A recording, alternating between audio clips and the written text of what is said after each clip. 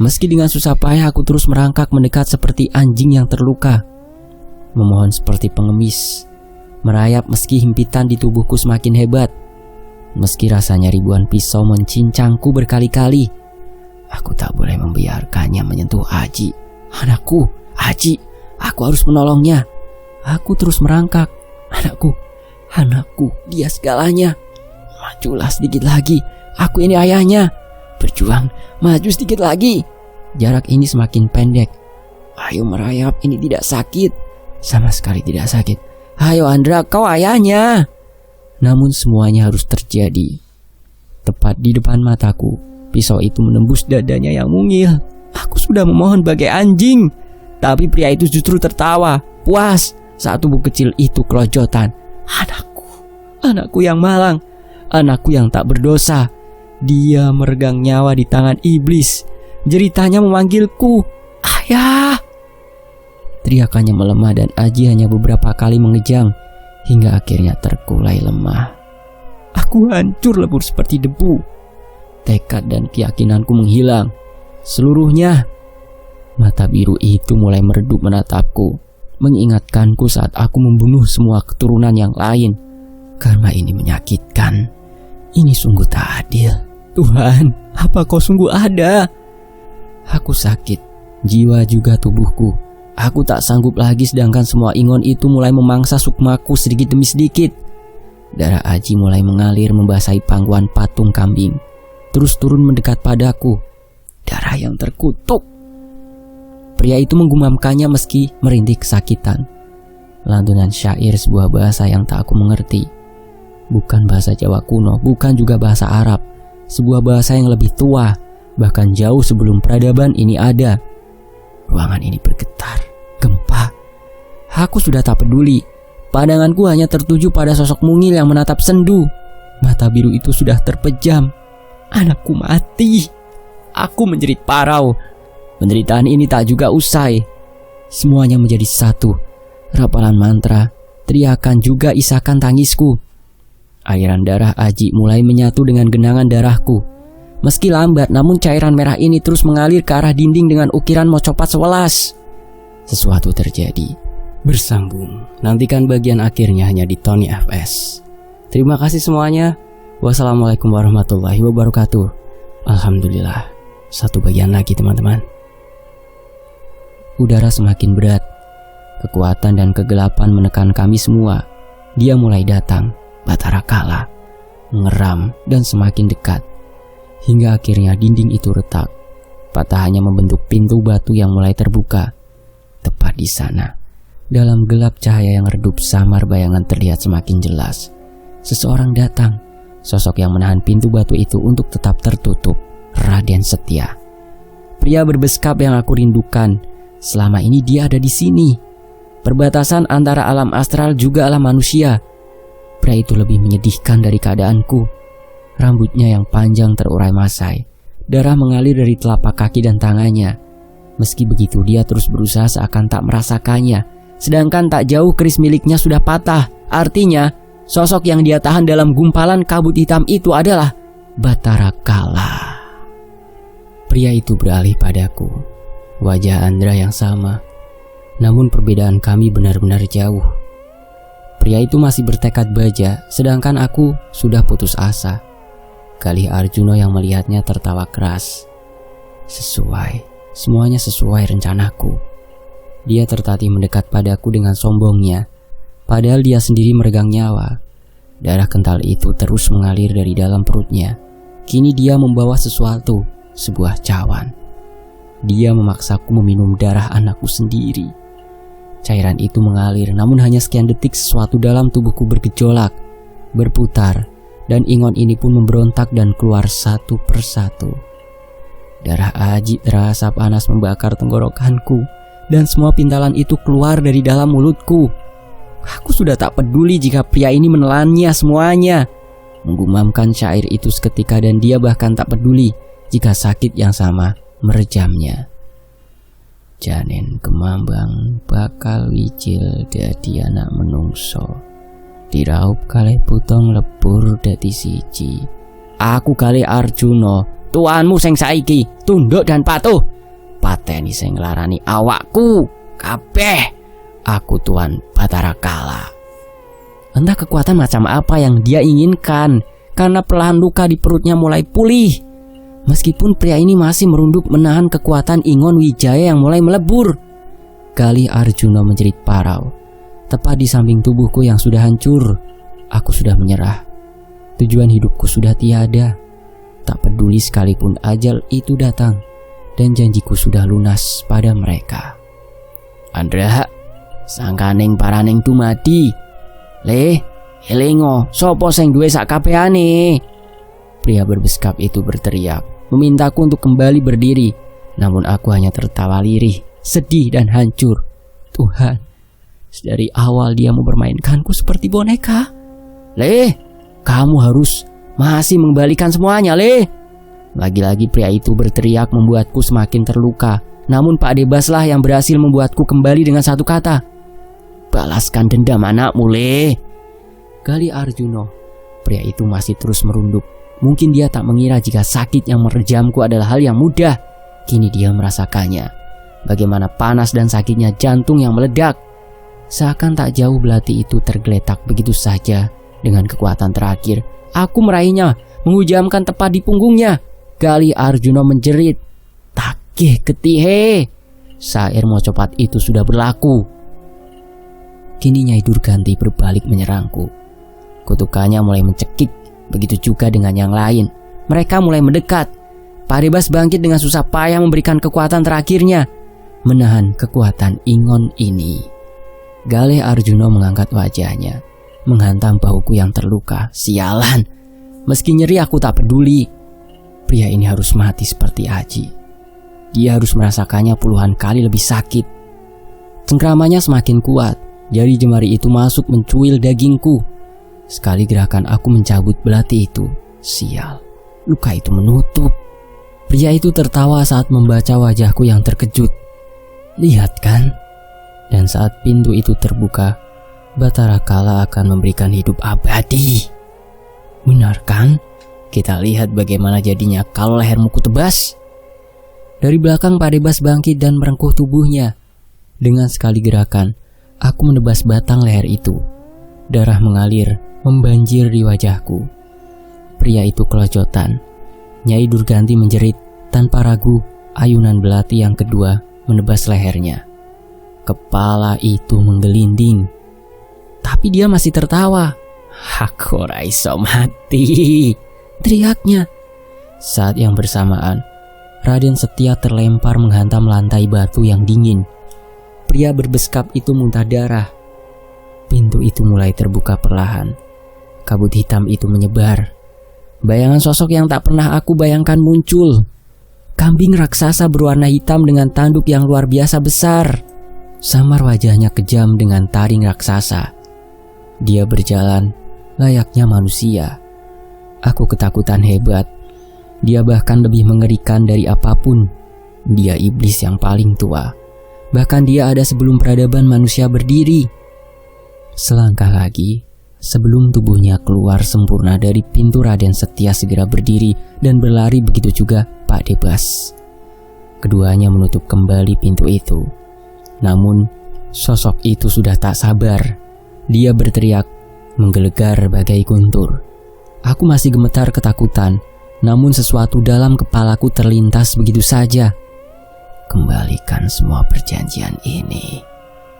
Aku melemparkan kepala Galih Arjuna melewati sela pintu raksasa.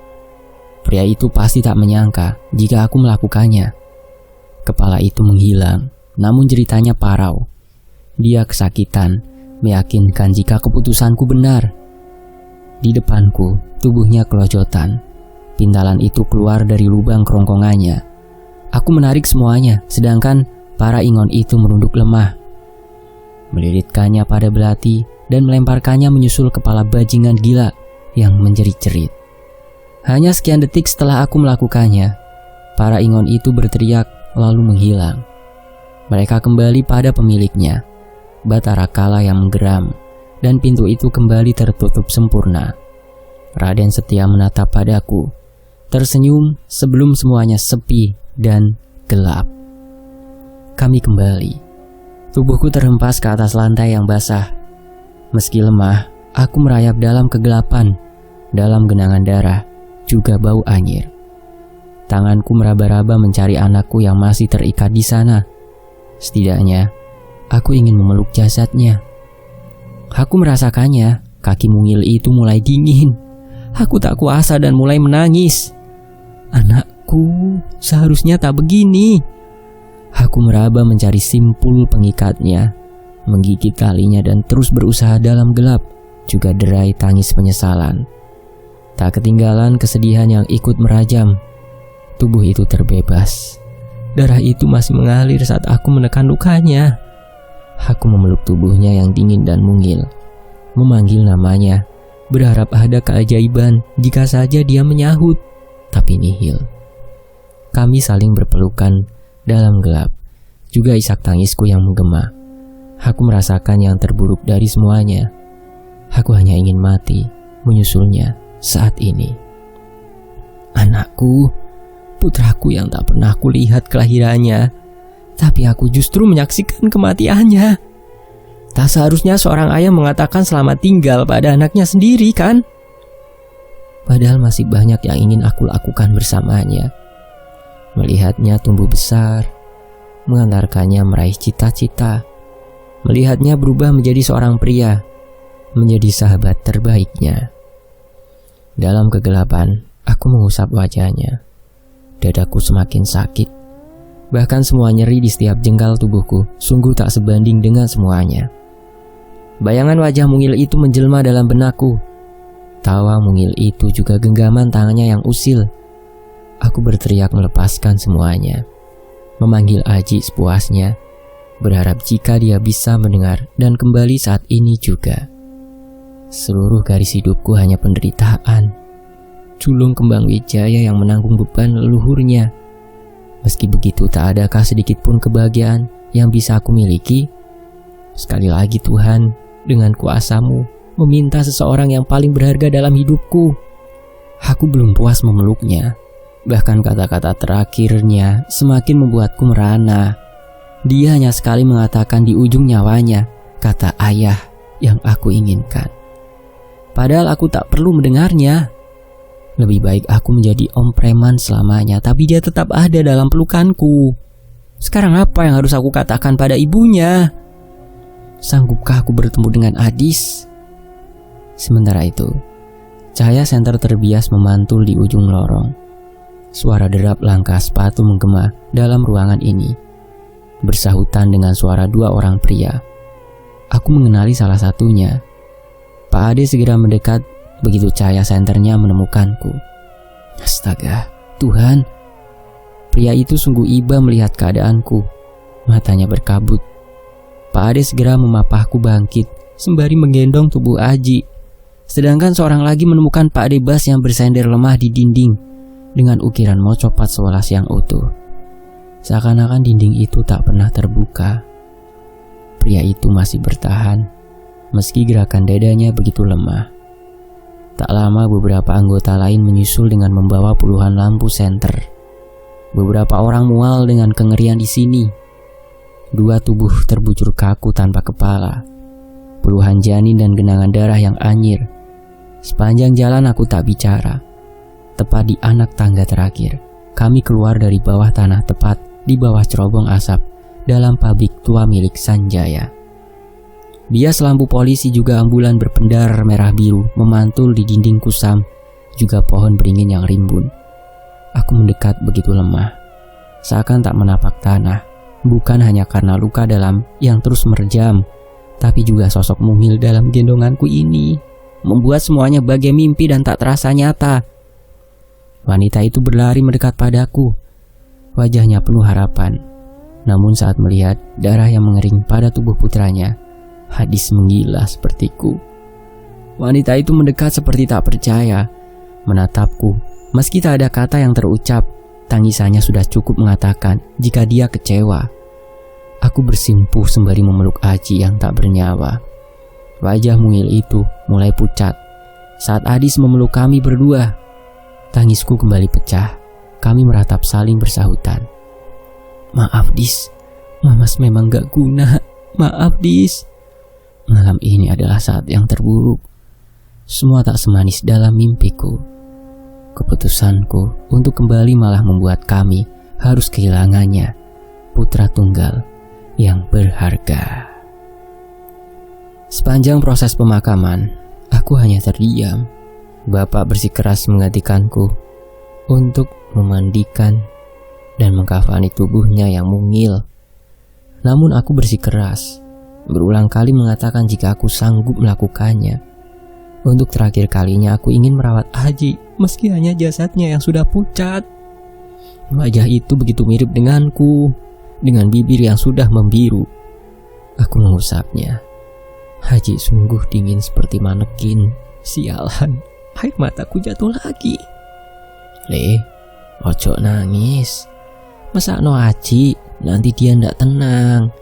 Bapak terus menguatkanku, meski dia juga tak jauh lebih baik. Kain kafan itu terhampar di atas kasur, dengan kapas, juga kapur baru yang sudah ditebarkan. Baunya memuakan, bercampur dengan aroma daun pandan, mengingatkan aku pada pemakaman Abimanyu. Rupanya inilah kesedihan yang dia rasakan saat mengurus jenazah putrinya. Apakah ini karmaku? Satu persatu kain itu aku pasangkan pada tubuhnya di tengah gemuruh seluruh suara pelayat dari orang-orang mengaji yang saling bersahutan, mendengung seperti lebah. Aku bahkan tak mengerti apa yang mereka katakan. Tangisan Adis dan ibu mertua sudah tak aku pedulikan. Semuanya kalah pada gemuruh rasa bersalah yang menghantamku berulang-ulang. Kini aku berdiri di tengah rumah sambil menggendong mayatnya, mengantarkan Aji ke tempat terakhirnya. Jangan ditanya bagaimana rasanya. Aku lebur dan tak menapak tanah. Beban di pundakku semakin berat seiring jarak pemakaman yang semakin dekat. Kalimat tahlil itu seperti ribuan pisau yang mendera. Aku bertahan, membohongi diri, dan berkata jika semua sudah takdir Tuhan. Tuhan yang mana? Entahlah. Semuanya aku lakukan sendiri. Merebahkan mayat putraku, melepaskan tiap ikatannya, menahan tubuhnya dengan gumpalan tanah. Wajah itu berpaling menghadap Tuhannya. Innalillahi wa inna ilaihi raji'un. Kini setiap takbirku tersendat oleh gelombang kesedihan yang semakin hebat. Meski kesulitan, aku bersikeras dan tak ingin melewatkan saat terakhir bersamanya, walau hanya sedetik saja. Allahu Akbar, Allahu Akbar, la ilaha illallah. Tuhan, jika Kau maha besar, kenapa takdir sepahit ini yang Kau gariskan untuk putraku menutup perjanjian iblis? Aku terisak-sesak sambil mengguruk tanah menutupi tubuhnya. Kami berpisah selamanya. Sosok itu tak akan pernah aku lihat lagi, dan suara celat itu tak akan pernah aku dengar lagi. Tugasku selesai, mengantarkannya ke tempat terakhir. Tugasku usai sebagai ayahnya. Kini aku harus merelakannya, dan kepergiannya ini membuatku kembali menggila. Ayah mana yang kuat berpisah seperti ini? Orang tua mana yang kuat mengubur putranya sendiri? Bukankah seharusnya anak yang menguburkan orang tuanya? Bukankah seharusnya aku yang pergi mendahuluinya? Dia masih begitu muda. Dia hanya anak-anak yang belum genap 3 tahun ada di dunia. Dia sungguh sial karena lahir dari ayah sepertiku. Meski beberapa kali bapak dan para pelayat mengatakan kata tatak, tapi untukku itu seperti olokan. Tatak dan sabar, seperti apa yang harus aku lakukan? Setelah semua kegilaan ini, takdir macam apa yang Tuhan gariskan? Aku marah dan mengutuknya berulang-ulang, bahkan aku yang sudah gila itu menantangnya. Tuhan, berikanlah penderitaan yang masih Kau simpan. Teriakku begitu saja. Tangisan Adis membuatku semakin buruk. Wanita itu berulang kali memukul dadanya, menahan himpitan kesedihan. Seorang ibu yang melihat pemakaman putra yang dikandungnya. Apalagi kini anak itu terbaring di dalam sana, sendirian. Adis masih terus menangis, sedangkan aku sibuk menyesali diri sendiri. Luka hati kami tak akan bisa disembuhkan, apalagi kematiannya begitu tragis dan menyakitkan. Separuh hati kami hilang, ikut terkubur bersama jasadnya. Semua orang sudah kembali, meninggalkanku yang keras kepala tetap bertahan di sini. Bahkan senyapnya pemakaman ini tak mengurungkan niatku untuk kembali. Gelap dan kesunyian ini justru seperti melindungiku. Hingga di bawah Kamboja sosok itu mendekat.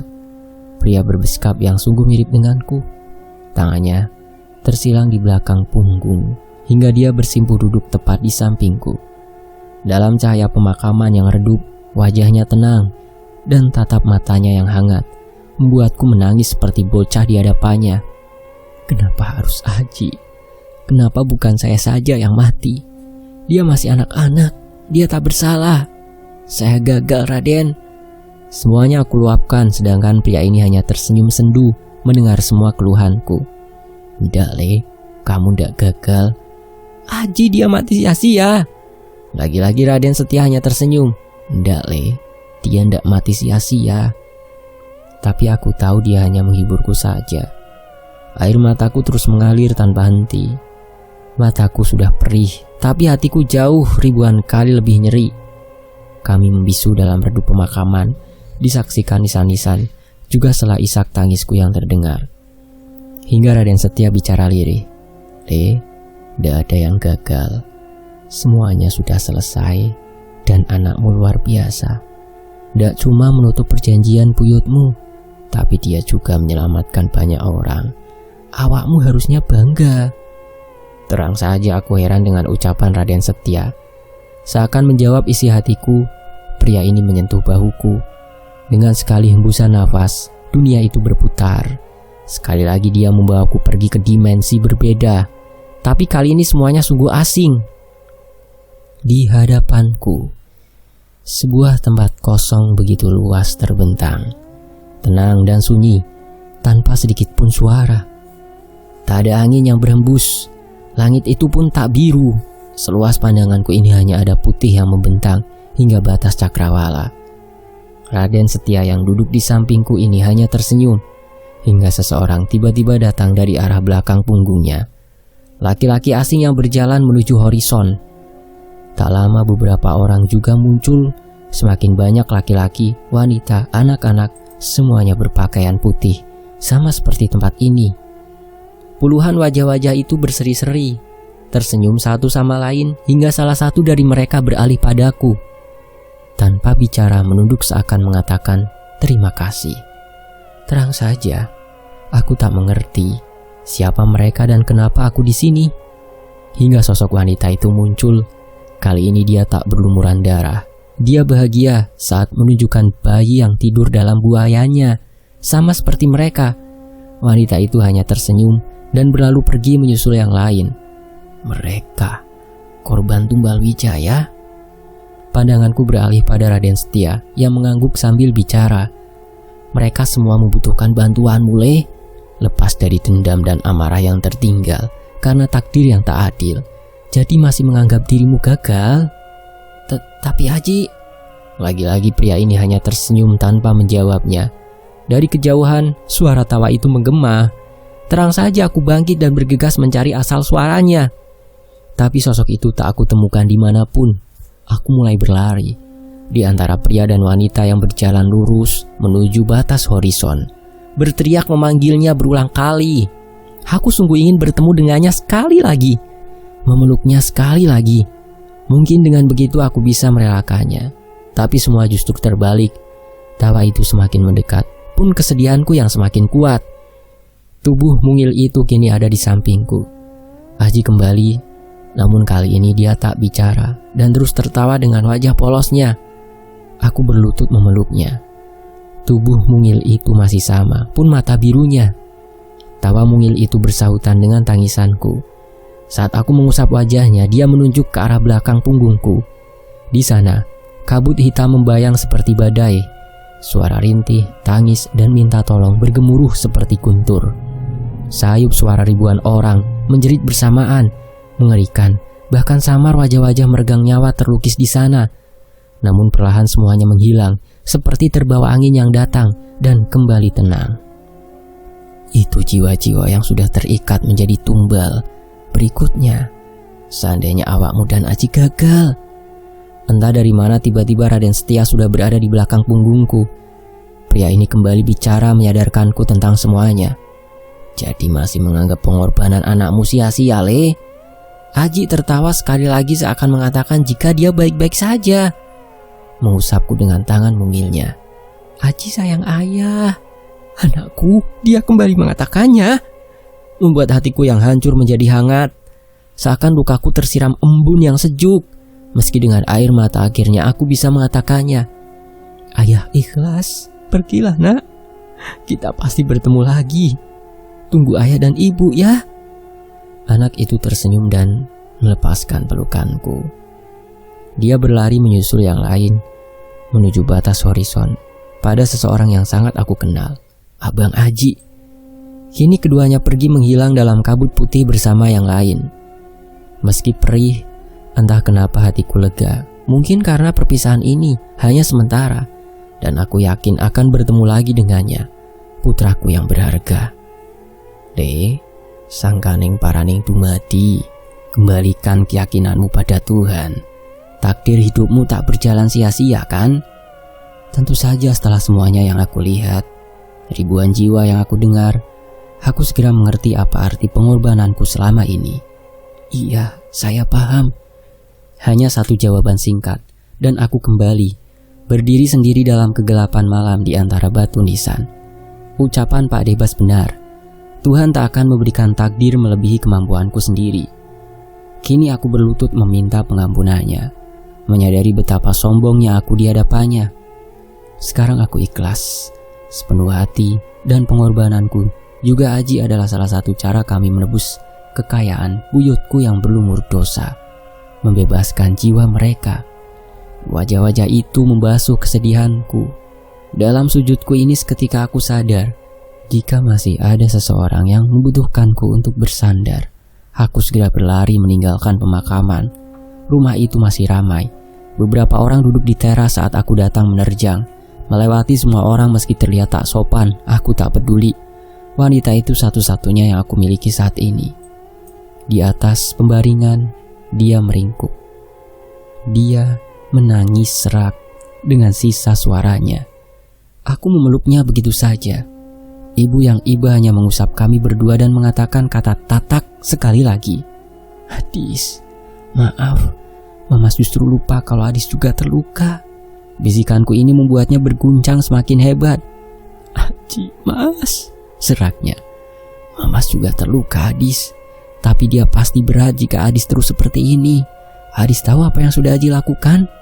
Sambil mengusap wajah Adis yang sendu, aku menceritakan semuanya. Wanita ini terlihat tak percaya. Namun aku terus meyakinkannya jika Aji saja bisa menerima takdirnya, maka kami sebagai orang tua seharusnya bangga. Meski berat, meski sulit, kita pasti bisa melewatinya bersama. Sekalipun Aji sudah tiada, dia tetap hidup dalam kenangan kita berdua. Wanita ini kembali menangis, juga air mataku yang mengalir, dan kami saling bersandar satu sama lain. Kehilangan memang menyakitkan. Sekalipun begitu orang yang ditinggalkan harus bertahan, karena dunia ini tetap berputar.